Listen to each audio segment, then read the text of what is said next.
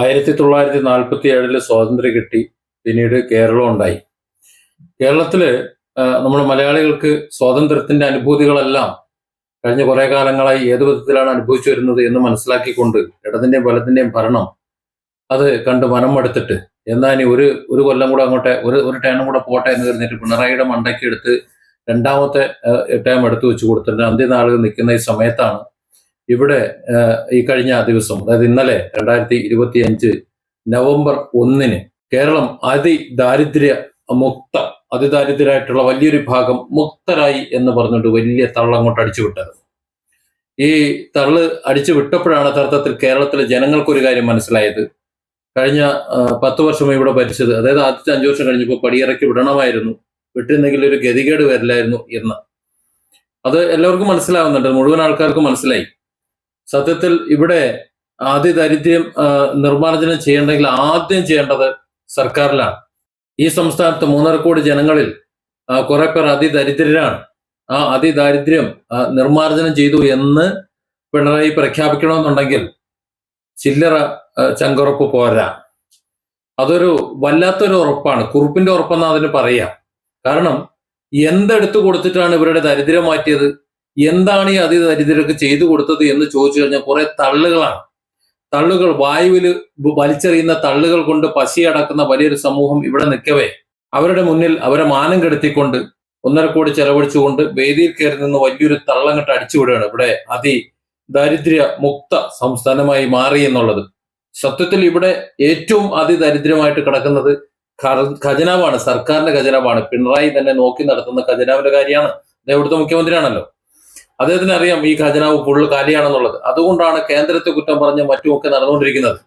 KSRTC ജീവനക്കാർക്ക് ശമ്പളം കൊടുക്കാൻ നിവൃത്തിയില്ല, സാധാരണക്കാർക്ക് ക്ഷേമ പെൻഷൻ കൊടുക്കാൻ നിവൃത്തിയില്ല, മറ്റ് പെൻഷനുകൾ അത് പെൻഡിങ് ആയി കിടക്കുന്നുണ്ട്.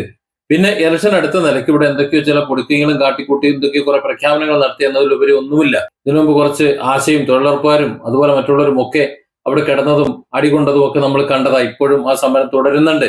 അപ്പോൾ ഇതൊക്കെ ഈ സമൂഹത്തിൽ ഇങ്ങനെ കണ്ടുകൊണ്ടിരിക്കുന്ന സമയത്താണ് ഒരു ഉളുപ്പുമില്ലാതെ ആ വേദിയിൽ കയറി നിന്നുകൊണ്ട് അടിച്ചുവിടുന്നത് ഈ കേരളം അതിദാരിദ്ര്യ മുക്തമായി മാറിയെന്ന്. ഇത് പ്രഖ്യാപിക്കാൻ വേണ്ടി വിളിച്ചു വരുത്തിയത് ഒന്ന് കമലഹാസനെ, പിന്നെ മോഹൻലാലിനെ. അപ്പോൾ ഇവര് രണ്ടുപേർക്കും കാര്യം മനസ്സിലായി, ഇവിടെ വന്നു കഴിഞ്ഞാൽ പണി പാൽവെള്ളത്തിൽ കിട്ടുന്നു. കാരണം അവർ നോക്കിക്കൊണ്ടിരിക്കുകയല്ലേ.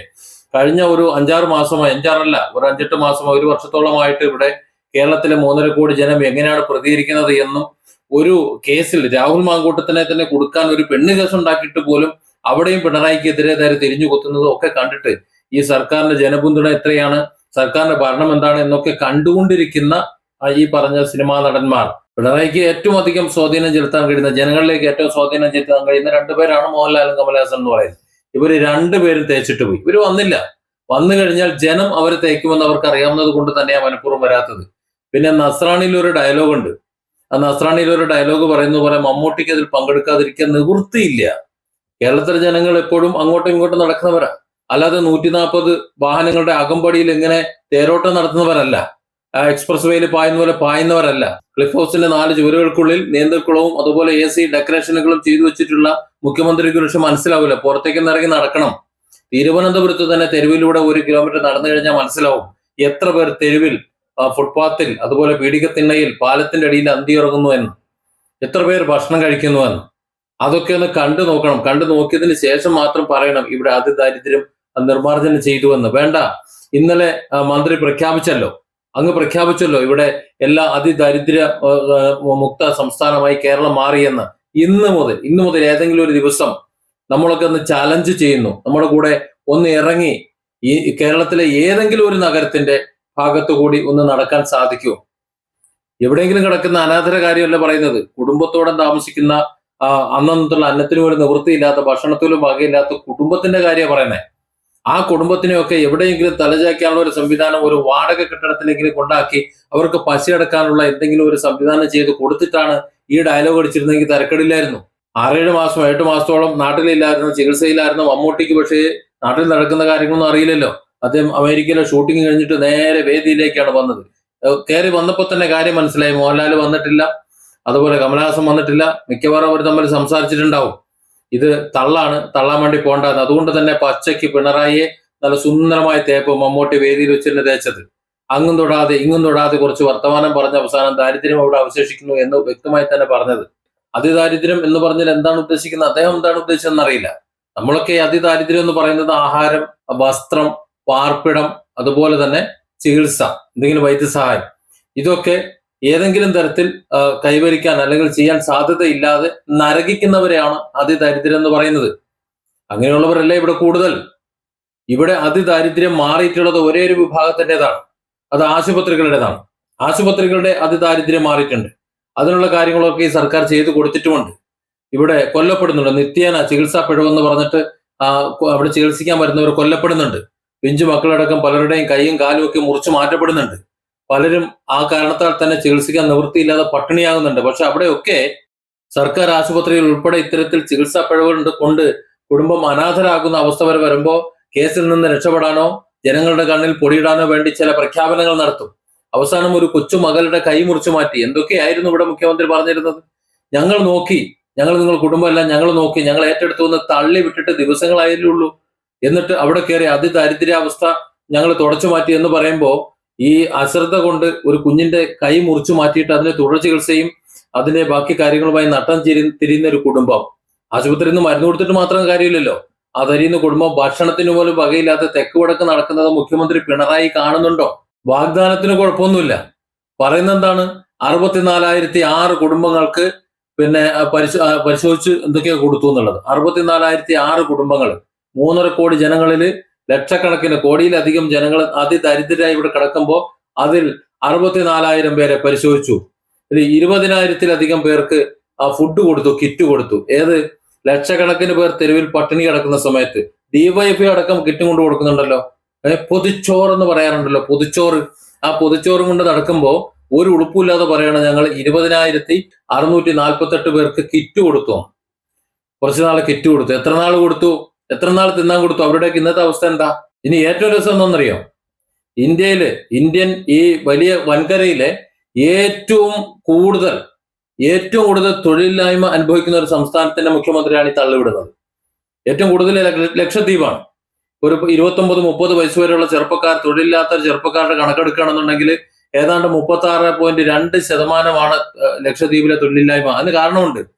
അവർക്ക് പോകുന്നതിന് പരിധികളും പരിമിതികളുമുണ്ട്. അവരുടെ വിദ്യാഭ്യാസത്തിനും മറ്റു ഭൂപ്രകൃതി അനുസരിച്ചുള്ള പരിധികളുണ്ട്.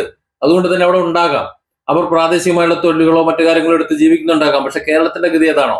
കേരളത്തിൽ ഉന്നത വിദ്യാഭ്യാസം, പിന്നെ ലോകത്തില്ലാത്ത അത്യന്താധുനിക ഭരണ സംവിധാനങ്ങൾ പ്രയോഗിക്കുന്ന ഒരു സർക്കാർ, ഇതെല്ലാമുള്ള ഈ കേരളത്തിലെ ജനങ്ങൾ, ആ ജനങ്ങളിൽ 29.9, അതായത് 30% ആൾക്കാർ തൊഴിൽരഹിതരാണ് എന്ന് പറയുമ്പോൾ പിണറായിയുടെ തള്ള് പൂർണ്ണമാവും. അതായത് ഇന്ത്യൻ വൻകരയിൽ ഇത്രയും സംസ്ഥാനങ്ങളിൽ ഏറ്റവും താഴെയുള്ള തെക്കേ അറ്റത്തുള്ള ഈ കേരളം, പിണറായി ഭരിക്കുന്ന കേരളം, ആകെ ചുവന്ന് തുടുത്തു നിൽക്കുന്ന കേരളം, ഈ കേരളത്തിലാണ് ഈ പറഞ്ഞ 30% തൊഴിലില്ലായ്മ ഉള്ളത് എന്ന് രേഖപ്പെടുത്തി വെക്കുമ്പോൾ ഒന്ന് ആലോചിച്ച് നോക്ക്.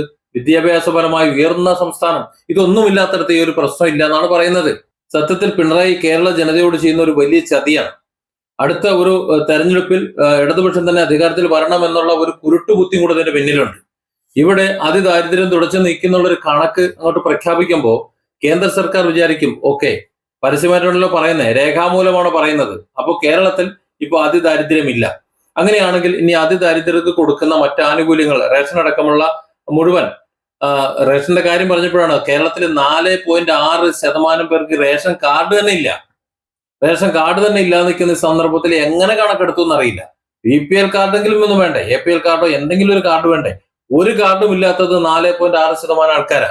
അതിൽ ബഹുഭൂരിപക്ഷവും കാർഡ് കിട്ടാനുള്ള രേഖകളില്ലാത്തതുകൊണ്ട് കാട്ടിലും മേട്ടിലും കിടക്കുന്നവരാ. ആദിവാസികളാണ്, ദളിതരാണ്, അങ്ങനെ ബുദ്ധിമുട്ട് അനുഭവിക്കുന്നവരാ റേഷൻ കാർഡ് ഇല്ലാത്തവര്.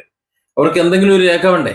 അവരെയൊക്കെ അങ്ങോട്ട് മാറ്റി കാലിൽ തൂക്കി നിരത്തടിച്ചിട്ടാണ് ഇവിടെ കയറി നിന്നുകൊണ്ട് ഒരു ഉടുപ്പില്ലാതെ പറയുന്നത് കേരളം അതിദരിദ്രത്തെ തുടച്ചു നീക്കിയിട്ടുള്ള ഒരു സംസ്ഥാനമാണ് എന്ന്. അപ്പോൾ അത്തരത്തിൽ അതിദരിദ്രർക്കുള്ള ആനുകൂല്യങ്ങൾ, അവരുടെ ഭക്ഷണം അടക്കമുള്ള മുഴുവൻ കാര്യങ്ങൾ കേന്ദ്രത്തിൽ നിന്ന് കിട്ടില്ല.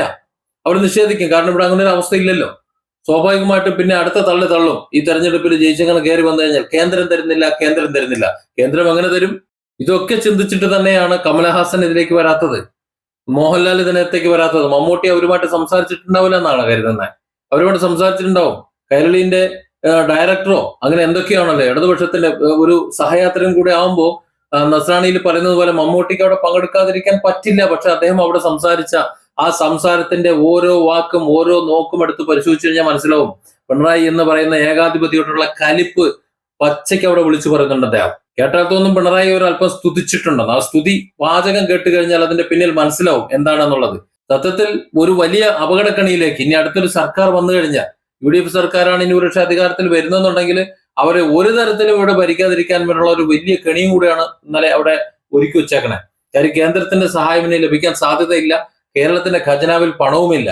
പിന്നെ ഇവിടെ CPM തന്നെ അധികാരത്തിൽ വരുന്നതാണ് നല്ലത്. വന്നു കഴിഞ്ഞാൽ ബാക്കിയുള്ള പണവും കൂടി ഊറ്റിക്കൊണ്ട് ഇതങ്ങ് അവസാനിച്ചോളും, ഒടുങ്ങിക്കോളും. കുറെ ജനങ്ങൾ ചത്തൊടുങ്ങും, ആ കാര്യത്തിൽ സംശയമില്ല. അടുത്തൊരു 5 വർഷം കൂടി ഇവിടെ ഭരിക്കുകയാണെന്നുണ്ടെങ്കിൽ അത്രത്തോളം ജനങ്ങൾ മരിച്ചോളും. കാരണം ആത്മഹത്യാ നിരക്ക് അത്രത്തോളം കേമമാണ്.